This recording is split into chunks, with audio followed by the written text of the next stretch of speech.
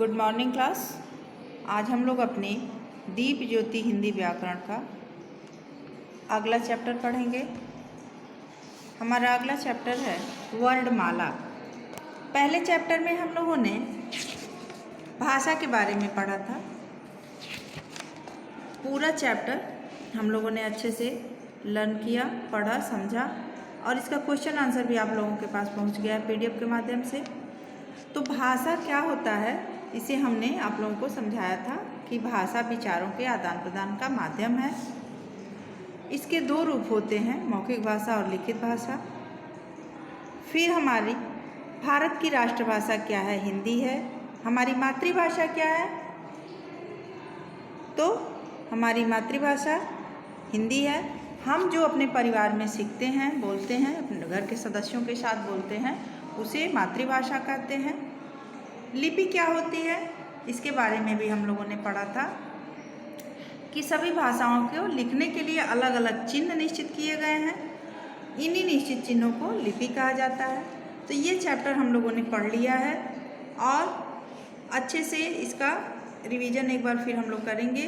तो चलिए अब हम बढ़ते हैं आगे अगले चैप्टर की तरफ। इस चैप्टर का फर्स्ट चैप्टर का हमने आपको इसका क्वेश्चन आंसर आप लोग कर लिए हैं। इसका एक्सरसाइज हमने आप लोगों को बुक में भरवा दिया था। जो लोग नहीं भरे होंगे फिर से भर लेंगे, देख लीजिए। एक बार हम फिर से दिखा दे रहे हैं आप लोगों को। जो लोग नहीं किए होंगे वो लोग अपनी बुक में अच्छे से कर लेंगे, ठीक है। अब हम आगे बढ़ते हैं अगले चैप्टर की तरफ। हमारा अगला चैप्टर है वर्णमाला। वर्णमाला से क्या तात्पर्य है ये हम पढ़ेंगे। वर्ण किसे कहते हैं।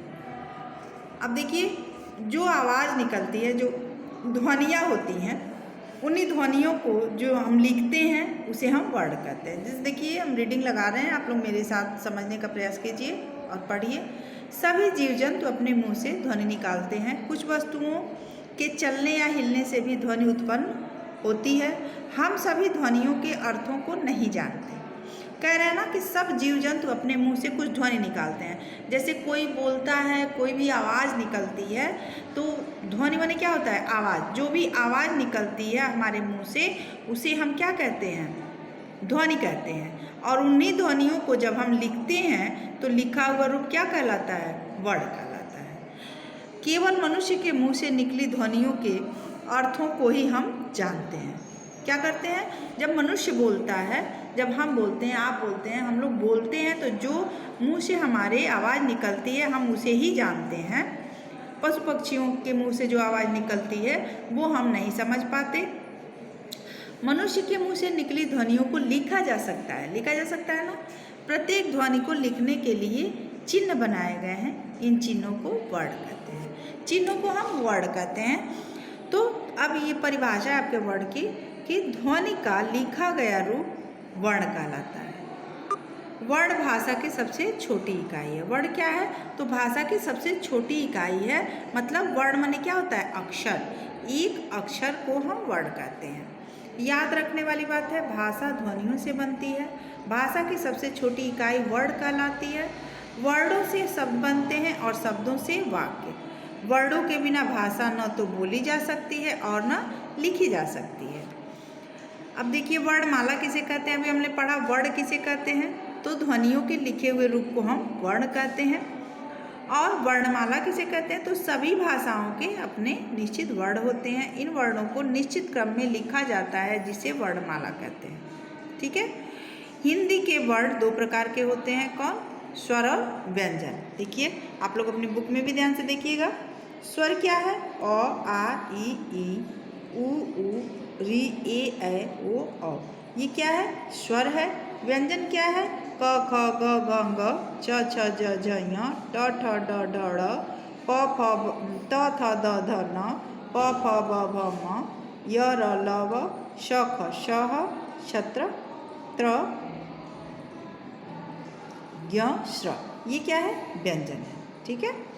अब हम आगे बढ़ेंगे। हिंदी में कुछ अन्य ध्वनियों का प्रयोग किया जाता है। जैसे देखिए अभी हमने पढ़ा अ से औ तक, इसमें क्या नहीं है, अंग, अह और चंद्रबिंदु। चंद्रबिंदु तो नहीं होता है, अंग और अ होता है, ये इसमें नहीं है। इस स्वर से इसे निकाला गया है। क्यों, क्योंकि यह अलग की ध्वनि है। ठीक है, अब इसमें देखिए ज, ड, ढ और फ ये अलग की हुई है। ये क्या है? ये आगत ध्वनियाँ हैं, ये आगत व्यंजन है, तो इसे अलग किया गया है। जब आप लोग बड़े क्लासों में जाओगे तो आप लोगों को ये सब विस्तार से बताया जाएगा, विस्तार से पढ़ाएंगे। अभी आप लोगों के सब्जेक्ट्स में इतने नहीं हैं। देखिए अब अन्य ध्वनियाँ हम पढ़ेंगे। हिंदी में कुछ अन्य ध्वनियों का प्रयोग किया जाता है, जैसे अनुस्वार। अनुस्वार क्या होता है? जो अंग की मात्रा होती है, स्वर में होता है ना अंग, तो अंग की मात्रा जो है वो मात्रा क्या होती है? अनुस्वार कही जाती है। जैसे हम लिखते हैं अंग, अंगूर। अनुनासिक क्या होती है? चंद्रबिंदु और अंगूठी, अंधेरा। विसर्ग क्या होता है? अ के आगे जो दो अह लगता है, जो दो बिंदी की मात्रा लगती है, इसे अह की मात्रा कहते हैं, विसर्ग है ये, इसे हम विसर्ग कहते हैं। ये स्वर से लिया गया है।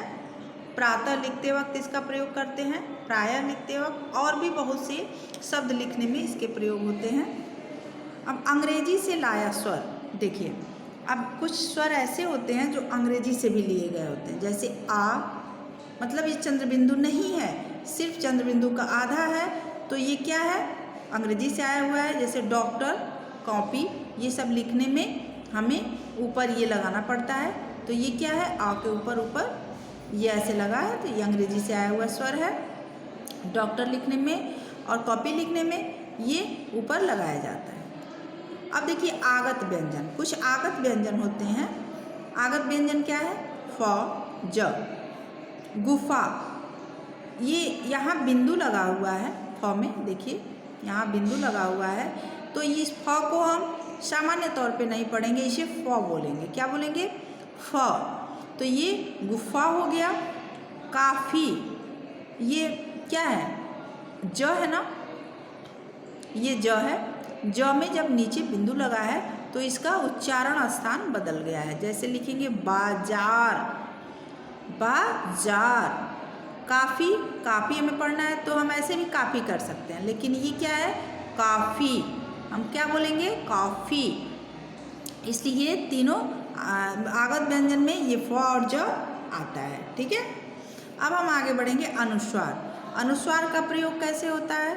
तो अनुस्वार का उच्चारण नाक से होता है। जैसे हम अंग बोलते हैं ना, आप बोल के देखिए अंग, तो कैसे होता है? नाक से हमारे इसका उच्चारण होता है, इसलिए यह इसका उच्चारण स्थान नाक है, इसे हम अनुस्वार कहते हैं। अनुनासिक है, जो चंद्रबिंदु की मात्रा है। अनुनासिक का उच्चारण मुंह और नाक दोनों से होता है। जैसे मुंह से भी आवाज़ आती है और नाक से भी आती है, जैसे अनुनासिक आती है ना। देखिए आप लोग बोल के देखिए अनुनासिक, उसमें नाक का भी सहयोग है और मुंह का भी सहयोग है, इसलिए इसे हम चंद्रबिंदु को अनुनासिक कहते हैं। ठीक है। विसर्ग, अ के आगे दो बिंदु है, ये क्या होता है? विसर्ग होता है, इसे हम विसर्ग कहते हैं। विसर्ग का उच्चारण कंठ से होता है। जैसे आप बोलिए अह, तो अह कहाँ से आवाज़ आ रही है? आपके गले से आ रही है, आपके कंठ से आ रही है। देखिए बोल के देखिए अह, तो ये विसर्ग इसे कहा जाता है। अ को विसर्ग कहते हैं, इसका उच्चारण स्थान कंठ होता है। ठीक है, इतना समझ में आया। अब देखिए संयुक्त व्यंजन किसे कहते हैं? अभी तक हमने पढ़ा स्वर और व्यंजन और कुछ आगत ध्वनियों को पढ़ा, तो अब हम पढ़ेंगे संयुक्त व्यंजन। संयुक्त व्यंजन किसे कहते हैं? कि जब दो व्यंजन एक दूसरे से जुड़ते हैं तो उन्हें व्यंजन कहते हैं। दो व्यंजन से क्या मतलब है? कि देखिए यहाँ लिखा है क और श, क और स लिखा है, तो आधा क और पूरा स है, दोनों व्यंजन है, दोनों व्यंजन है ना। एक स्वर रहित है, एक स्वर के साथ है। एक स्वर रहित है, क में स्वर नहीं है और स में स्वर है, दोनों मिल गया है तो क्या बन गया है?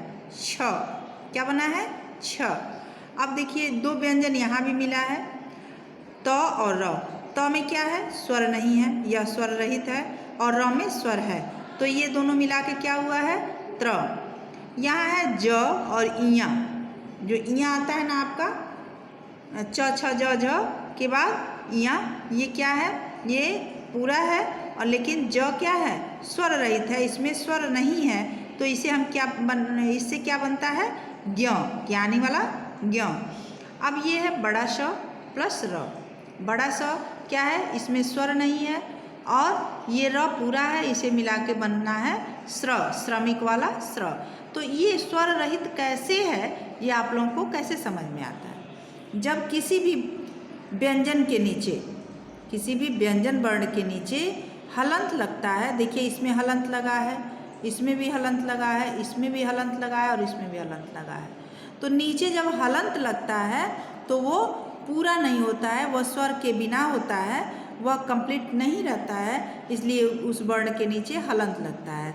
और जिस वर्ण के नीचे हलंत नहीं लगता है, मतलब समझिए कि उसमें अ मिल गया है, उसमें स्वर मिला हुआ है, इसलिए उसमें अ, उसके नीचे हलंत नहीं लगा है, तो उसे हम कंप्लीट मानते हैं, वो कंप्लीट होता है जिसके नीचे हलंत नहीं लगा होता है। देखिए यहाँ क और श दोनों व्यंजन है, लेकिन एक व्यंजन के नीचे हलंत लगा हुआ है, इसलिए ये क्या है, ये पूरा स्वर रहित है, ये आधा है, इसलिए आधा क और पूरा श मिला के छ बना है। ठीक है, आधा त और र मिला के त्र बना है, ज आधा और य बना के ज्ञ बना है, आधा श और र बना के स्र बना है। ठीक है, तो बच्चों ये हुआ आप लोगों का संयुक्त व्यंजन। एक बार फिर से देखिए, जब दो व्यंजन एक दूसरे से जुड़ते हैं तो उन्हें संयुक्त व्यंजन कहते हैं। ठीक है, जैसे स्र, त्र, ज्ञ और स्र।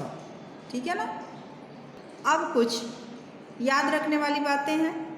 स्वरों को बोलते समय किसी अन्य वर्ण की सहायता नहीं लेनी पड़ती।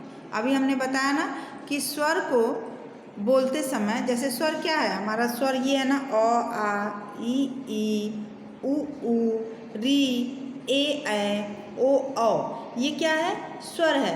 तो इसे बोलते वक्त हमें किसी दूसरे वर्ड की सहायता नहीं लेनी पड़ती, ये अलग अलग अपने आप बोले जा सकते हैं। ठीक है, वही यहाँ बता रहे हैं कि स्वरों को बोलते समय किसी अन्य वर्ड की सहायता नहीं लेनी पड़ती। अब दूसरा है, व्यंजनों को बोलते समय स्वरों की सहायता लेनी पड़ती है। प्रत्येक व्यंजन का उच्चारण करते समय अ की ध्वनि निकलती है। अब देखिए, कह रहे हैं कि प्रत्येक व्यंजन का उच्चारण करते समय अ की ध्वनि निकलती है। कैसे निकलती है, आप लोग खुद उच्चारण करके देखेंगे। क लिख रहे हैं या बोल रहे हैं ना, क, तो क बोलते समय क्या होता है, हमारे मुख से जो आवाज़ निकल रही है, तो क के साथ साथ अ भी निकल रहा है ना। आप लोग खुद बोल के देखिए, क, ख, ग, घ, निकला ना, सबके साथ अ निकलता रहता है। तो इसमें व्यंजनों को बोलते समय स्वरों की सहायता लेनी जरूरी होती है, मतलब लेनी पड़ती है।